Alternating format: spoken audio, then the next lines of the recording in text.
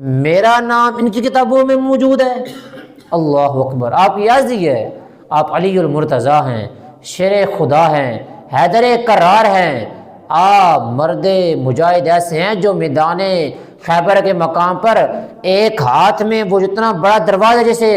40 بندوں نے جنگ کے میں اٹھایا ان سے نہ اٹھایا گیا، تو آپ اسے بطور ڈھال استعمال کرتے ہیں، اور آپ کی تلوار ایسی ہے کہ جب کافروں کے مقابلے میں آئے جناب گاجر و مولی کی طرح کاٹتے جاتے ہیں۔ اور کیونکہ آپ بیٹھے تھے کوفہ میں تو آپ اخروٹ توڑ رہے تھے،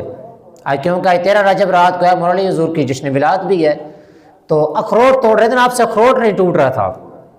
تو دور سے ایک شخص لڑکا آتا کہتے ہیں میں نے نام سنا ہے، علی کا امیر المومنین ہے، سنا لوگوں نے مرب سے اکیلا مقابلہ کیا اور ایک ہاتھ سے پورے طرح جو 40 بز دروازہ نہیں اٹھایا گیا آپ نے اٹھا لیا، تو وہ ہیں کہاں؟ لوگوں نے اشارہ کیا وہ جو بابا بیٹھا وہ ہے۔ وہ شخص جب آپ کے پاس پہنچا نا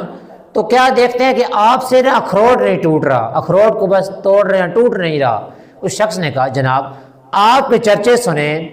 آپ نے خیبر کے دروازے کو ایک ہاتھ اس اکھاڑ کا ڈھال بنایا،